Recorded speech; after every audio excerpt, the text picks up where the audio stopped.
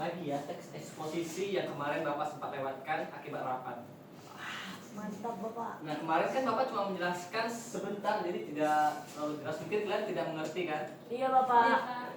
Jadi langsung saja. Oke. Nah di sini seperti yang Bapak beritahukan kemarin, teks eksposisi itu adalah teks yang berisi gagasan, pendapat, dan atau informasi yang ingin disampaikan secara logis dan didukung oleh fakta. Jadi teks eksposisi itu teks yang harus didukung sama fakta, karena kalau nggak didukung nanti dia bakal nggak logis. Nah di sini selanjutnya adalah tujuan. Nah tujuan utama dari teks eksposisi itu untuk memberikan informasi dan pemahaman kepada pembacanya mengenai suatu topik. Selain itu teks eksposisi itu juga bertujuan untuk meyakinkan pembaca agar menerima pendapat atau gagasan dari penulis. Nah di sini kenapa tuh teks eksposisi itu mengenai topik ini? Teks eksposisi itu di sini tujuannya supaya orang-orang yang mendengarkan teks ini tuh setuju, karena teks eksposisi ini itu bertujuan untuk meyakinkan ya, agar pembaca itu dapat menerima fakta yang ingin disampaikan oleh penulis. Tentu saja didukung dengan bukti atau argumen yang kuat. Nah, selanjutnya adalah ciri-ciri. Nah, di sini teks eksposisi itu bersifat informatif. Nah, di sini teks eksposisi itu memberikan informasi atau pengetahuan kepada pembaca, bukan hanya untuk menghibur seperti cerita. Nah, di sini tuh teks eksposisi itu memberikan pengetahuan supaya kita tuh nggak terlalu gimana ya? Bukan hanya cerita gitu, tapi kayak fakta yang ada di dalam teks itu, kayak informasi itu betul atau tidaknya, bukan hanya hiburan gitu. Nah, di sini teks eksposisi itu juga menggunakan bahasa yang baku. Di sini bahasa yang digunakan itu biasanya itu bahasa formal sesuai dengan kaidah kebahasaan dan tidak menggunakan bahasa sehari-hari atau slang. Contohnya itu kalau kita dalam teks eksposisi itu tidak mungkin menggunakan kata coy, bang atau yel gitu. Tapi kita menggunakan bahasa baku lah dan sesuai dengan kaidah gitu. Nah, di sini juga teks eksposisi itu menggunakan fakta dan opini. Yang biasanya itu dalam teks eksposisi itu terdapat data yang dapat dibuktikan itu fakta, dan pendapat penulis yang ada di dalamnya itu yang berupaya opini yang saling mendukung. Nah, teks eksposisi ini secara disusun itu secara logis dan sistematis. Biasanya tuh teks eksposisi itu disampaikan idenya secara runtut dan dari pembukaan hingga penutup sehingga pembaca itu mudah memahami. Jadi dari awal pembuatan sampai akhir itu dibuat secara baik dan benar agar pembaca itu dapat memahami gitu. Nah, dalam teks eksposisi itu ada 3 struktur ya. Yang pertama tesis. Nah, tesis itu di bagian awal, yang biasanya itu berisi pendapat atau argumen atau gagasan utama si penulis tentang suatu topik yang ingin dia bicarakan. Nah, di sini biasanya penulis itu mengenalkan isu-isu atau yang ingin dia bahas di dalam teks eksposisi. Yang kedua adalah mati. HP-nya mati. Mati kan? Bateraimu. Baterainya habis kan? Nggak ada power bank. Apakah gara-gara ngecek di sini? Tapi masalahnya gimana? Power. Enggak kok. Astaga, nyala lagi. Enggak mati. Ya Allah. Sorry. Terpos Hampir nangis. Enggak terpos. Udah lah, masih Lanjut. Tukar balik kita kalau situ. Hampir nangis. Langsung hitam gitu aja.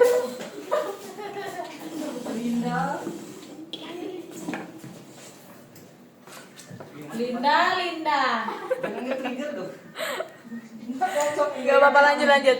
1, 2, 3. Oke. Oke, selanjutnya adalah struktur. Nah, di sini di dalam struktur itu ada 3. Yang pertama tesis, yang kedua argumen, dan yang terakhir adalah penegasan ulang. Nah, di sini pada bagian tesis biasanya itu berisi pendapat atau gagasan utama dari penulis itu sendiri tentang suatu topik yang ingin disampaikan. Nah di sini biasanya itu tesis itu biasanya itu di sini penulisnya itu mulai mengenalkan isu-isu yang ingin dia bahas. Selanjutnya adalah argumentasi.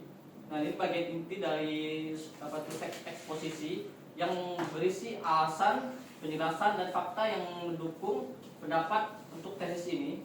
Nah biasanya itu tesis itu semakin kuat datanya yang digunakan, semakin meyakinkan pembacanya. Jadi kita tuh di sini argumentasi itu harus mencari data atau fakta yang makin memperkuat opini si penulis. Yang terakhir adalah penegasan ulang.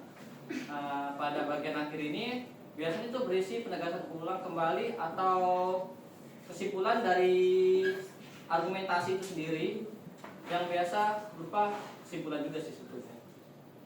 Nah, di akhir. Selanjutnya adalah fakta dan opini. Nah, di sini tuh fakta itu adalah informasi yang benar-benar terjadi dan dapat dibuktikan kebenarannya. Ciri-cirinya itu kayak bersifat objektif atau apa adanya, dapat dibuktikan data yang biasanya berupa angka, tanggal, atau hasil penelitian. Ada juga salah satu contohnya yang telah Bapak berikan adalah Indonesia memiliki lebih dari 17.000 pulau. Itu salah satu contoh opini atau fakta ini karena dia bersifat dapat dibuktikan kebenarannya. Nah, selanjutnya adalah opini. Di sini opini adalah pendapat atau pandangan penulis itu sendiri yang belum tentu benar atau biasanya berbeda dengan orang lain. Ciri-ciri opini itu adalah bersifat subjektif, mengandung kata seperti menurut, sebaliknya, saling, dan paling. Dan tidak selalu dapat dibuktikan. Contohnya, Indonesia adalah negara paling indah di Indonesia. Ini menurut opininya karena dia merasa negara Indonesia adalah negara paling indah di dunia. Nah ini contoh, Bapak sebetulnya ingin memberikan juga contoh ini.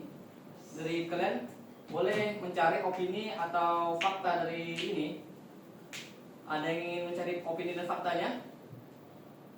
Tidak ada, Pak. Ya, bisa boleh maju ke depan. Tolong carikan opini dan faktanya. Dari teks ini Iya Pak, boleh dibaca dulu sebelum dicari. jadi penggunaan gadget berlebihan dapat berdampak buruk bagi kesehatan. Hal ini dibuktikan dengan meningkatnya gangguan mata pada remaja. Nah, dari sini bisa melihat dari yang mana teks opini dan fakta. Ini kalimat pertama opini, yang kedua faktanya. Bapak lihat dulu ya. Iya. Ya, yang di atas adalah opini, yang di bawah adalah fakta. Kenapa? Karena penggunaan gadget berlebihan dapat berdampak buruk bagi kesehatan. Itu adalah opini yang dia berasumsi bahwa saat main gadget berlebihan itu dapat merusak penglihatan atau kesehatan. Dan di bawah adalah fakta, karena hal ini dapat dibuktikan dengan meningkatnya gangguan mata pada remaja. Karena benar, betul sekali. Balik, oke, boleh kembali ke mejanya.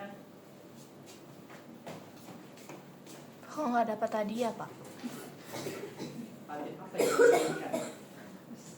Oke, yang terakhir adalah kesimpulannya. Di sini teks eksposisi itu digunakan untuk menyampaikan pendapat secara logis dan dapat didukung oleh fakta agar dapat meyakinkan para pembaca. Oke, itu tadi penjelasan Bapak tentang teks eksposisi ya. Jika ingin bertanya nanti saja, Bapak lagi malas menjawab. Oke, jika ada yang tidak dimengerti bisa mempertanyakan Bapak. Gimana, Bisa Pak? bertanya dengan Bapak. Oh, gitu, Bapak. Sepertinya tidak ada ya. Oh, tadi lupa Bapak baca doa. Astaga. Gimana ya, Pak? Oke. Sudah Bapak selesai. nggak punya agama. Bukan begitu. Bapak tidak ada seperti kamu ya. Oke, sebelum kita menutup ya kegiatan pada pagi hari ini, pagi hari ini adalah kita berdoa yang dipimpin oleh Bapak sendiri. Ya, berdoa dimulai.